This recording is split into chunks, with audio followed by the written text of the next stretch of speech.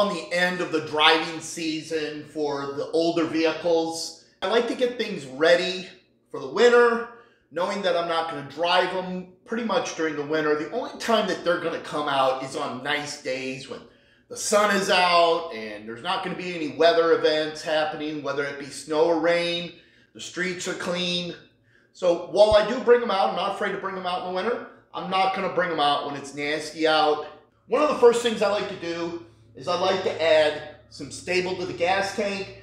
So what I'll do is when I go to the gas station, I'll put the appropriate amount for how many gallons the vehicle has for the fuel tank capacity. And then I'll put in the gas, get it all mixed up, run the vehicle back home, and then let it idle a little bit extra to make sure it runs all the way through the system. Is I like to put the batteries on a tender. I use the battery tender. It's pretty simple. They're not very expensive and they're very effective. Is they make sure that the battery gets afloat, keeps it at a full charge. And unlike a charger, it's monitoring how full the battery is, and it's backing it on and off throughout the whole season, keeping the battery fresh, extending its life. And then every time I hop in, it's going to be ready to rock and roll. And I don't have to worry about it sitting over the winter.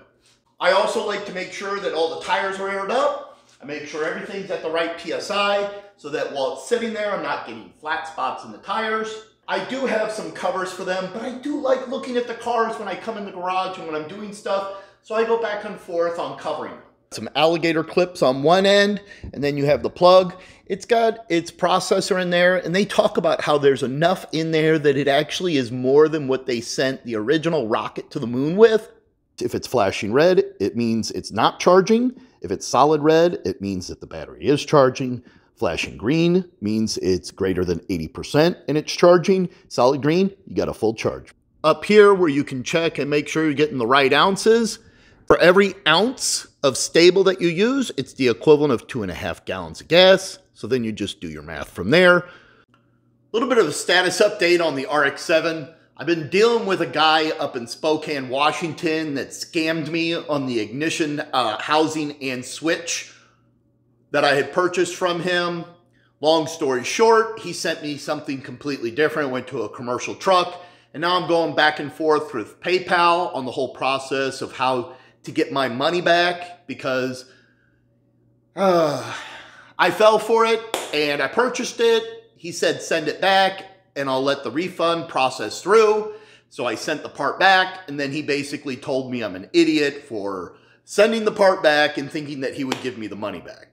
So I've been going through the whole process, which I'll document later once it's all wrapped up, on exactly what it's taking with PayPal to get my money back from this vendor, whether it's from the vendor itself or if PayPal steps in with the PayPal protection program to help me get my money back from what I'm going to basically call a scam.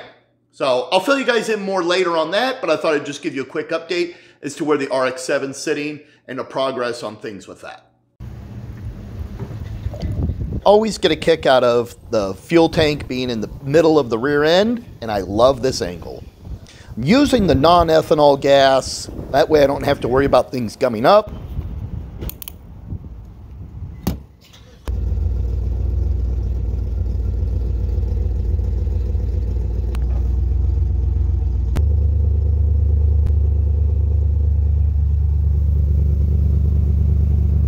Gonna go ahead and just let it idle for a little bit more. I don't live very far from the gas station.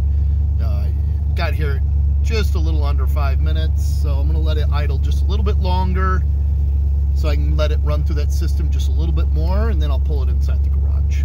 While I'm sitting here waiting, I've got like the perfect shadowing of the light, and man, I need to dust the inside of the car.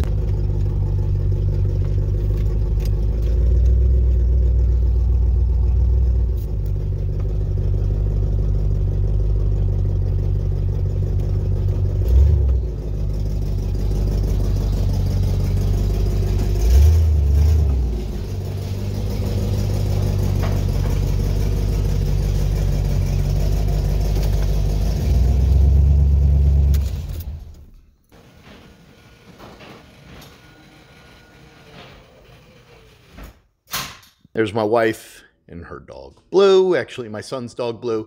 They just got back from getting their nails trimmed. That's Blue. So I'm here at the gas station. I'm gonna do a fuel treatment on the CJ7 to help get it ready for the winter, just like I did with the Vet earlier. So to make sure that I get the best mixture possible, I'm gonna go ahead and use my funnel to get that into the tank. And then I have the big bottle here, which treats up to 80 gallons. This has a 20-gallon tank. I'll make sure to measure it out, and then I'll top it off with some gas to get everything mixed up in between. Save that for later.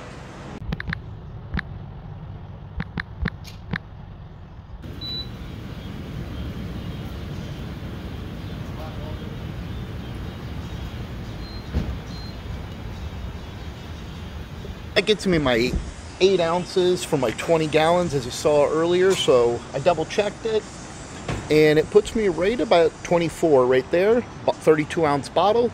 So double check method, I got 8.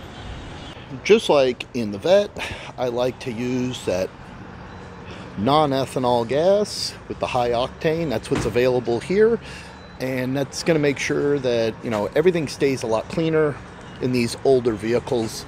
I don't want to have anything gum up while it's wintertime. I'm getting that all mixed in there right now, so it should be all churning in the tank as we go. And then I'll run it for 5 minutes on the way home, and maybe run it a little bit extra, just make sure it goes through the whole system and the carburetor.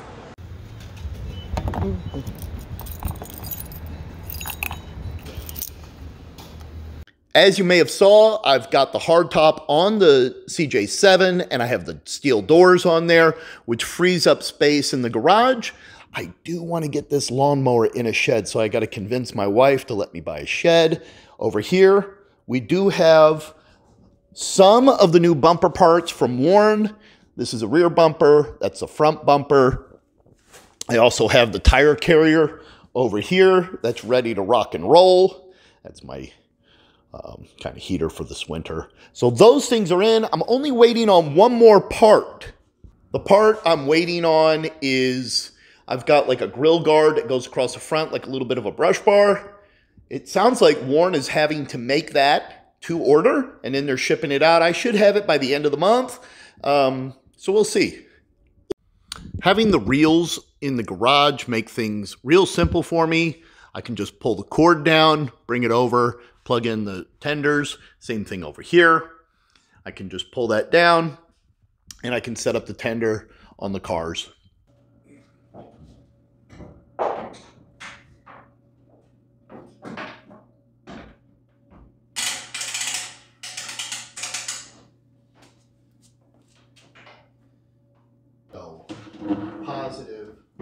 Positive, negative to negative. Go ahead and get everything plugged in.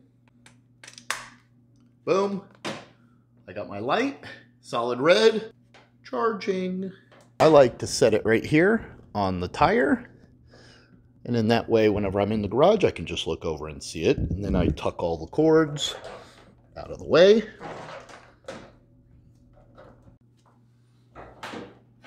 The other nice thing about all this is I can just bring the hood back down, and that cord just sits there nice and easy. No big deal.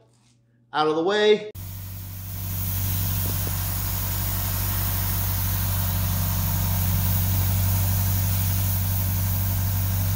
Thanks for watching this episode of Rob's Garage, and as always, please hit the like button. If you haven't subscribed, do that, and leave me a comment.